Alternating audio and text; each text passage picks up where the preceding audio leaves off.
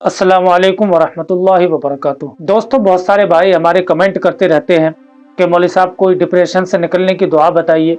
बहुत सारे भाई कमेंट करते हैं कि कोई ऐसी दुआ बताइए कि जिससे हमारी टेंशन कम हो सके। बहुत से भाई हमारे ये भी कमेंट करते हैं कि मैं बहुत ज़्यादा परेशान रहता हूँ, बहुत ज़्यादा गमगीन रहता हूँ, छोटी छोटी सी बातों पर बहुत ज़्यादा मुझे टेंशन हो जाती है, बहुत ज़्यादा फिक्र में रहता हूँ, गम में रहता हूँ। ये सारे कमेंट आए दिन मेरे पास आते रहते हैं। आज मैं इन सारे मर्जों का एक इलाज लेकर आया हूँ जो अल्लाह के नबी सल्लल्लाहु अलैहि वसल्लम का बताया हुआ है। आप सल्लल्लाहु अलैहि वसल्लम ने इसकी हमें भी तालीम दी है और खुद ने भी इस अमल को किया है। दोस्तों, इसके लिए आपको 3 काम करने होंगे। दोस्तों, अगर आप ये चाहें या मैं ये चाहूँ कि मैं बगैर कुछ करे और बगैर कुछ हिम्मत के, मेहनत के, कोशिश के ये सारी चीज़ों से आज़ाद हो जाऊँ, न मुझे कोई टेंशन हो, न मुझे कोई गम हो, न मुझे कोई फिक्र हो, दोस्तों ऐसा नहीं हो सकता। अगर आप चाहते हैं कि मुझे न कोई गम हो, न कोई फिक्र हो, न कोई टेंशन हो, तो आपको भी थोड़ा सा कुछ करना पड़ेगा। मैं 3 काम बताऊंगा, आप इन पर अमल करें। इंशाअल्लाह अल अजीज गारंटी के साथ आपको न कोई फिक्र रहेगी, न आपको कोई गम रहेगा और न आप टेंशन में रहेंगे। इन सारी चीज़ों से आप बिल्कुल आज़ाद हो जाएंगे। तो चलिए जानते हैं कि वो 3 काम कौन से हैं। नंबर 1, सबसे पहले आपको 5 वक्त की नमाज अदा करनी है। 5 वक्त की नमाज पाबंदी से पढ़ें और इतनी पाबंदी से पढ़ें कि कोशिश ये करें कि फजर की नमाज भी कज़ा ना होने पाए। अगर हो जाए तो फौरन उसको पढ़ लिया करें।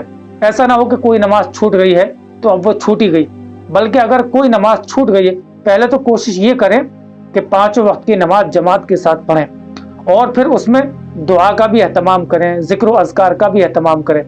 जितना आप अल्लाह का जिक्र करेंगे, कुरान पाक में अल्लाह रब्बुल इज़्ज़त इरशाद फरमाता है, अला बिज़िक्रिल्लाहि तत्मइन्नुल क़ुलूब। अल्लाह के जिक्र के अंदर जो है वो दिलों को सुकून और इत्मीनान मिलता है। जितना आप अल्लाह का जिक्र करेंगे उतना ही आपके दिल को सुकून और इत्मीनान मिलेगा। तो पहली चीज आपको क्या करनी है, नमाजों की पाबंदी। एक मैं आखिर में दुआ भी बताऊंगा आपको। दूसरा काम आपको करना है कि इस्तिग़फ़ार की कसरत करनी है, ज्यादा से ज्यादा तौबा व इस्तिग़फ़ार करना है।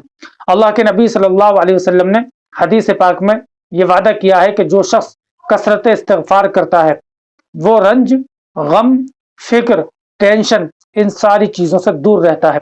तो आपको जितना आप इस्तिग़फ़ार करेंगे, अल्लाह रब्बुल इज़्ज़त से तौबा इस्तिग़फ़ार करेंगे, उतना ही आप फिक्र से, गम से और टेंशन से, इन सारी चीज़ों से आप दूर रहेंगे।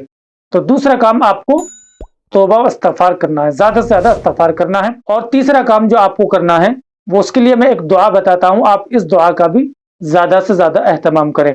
और ये दुआ भी अल्लाह के नबी सल्लल्लाहु अलैहि वसल्लम उसी वक्त पढ़ते थे जब आप पर कोई मुश्किल काम पेश आ जाता था, जब आपको किसी मामले में, किसी काम में घबराहट पेश होती तो आप उस वक्त इस दुआ को पढ़ते थे।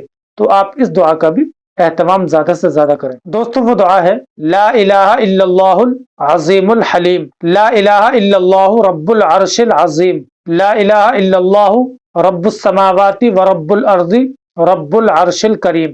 इस दुआ को मैं स्क्रीन पर भी लगा दूंगा, आप इसका स्क्रीनशॉट ले लें और इसे याद कर लें। दोस्तों, ये 3 काम हैं जो आपको करने हैं। अगर आपने इन 3 कामों को पाबंदी से कर लिया तो इंशाअल्लाह अल अज़ीज आपकी टेंशन, आपकी डिप्रेशन और फिक्र और गम सारी चीज से अल्लाह की ज़ात से उम्मीद है कि आप आज़ाद हो जाएंगे।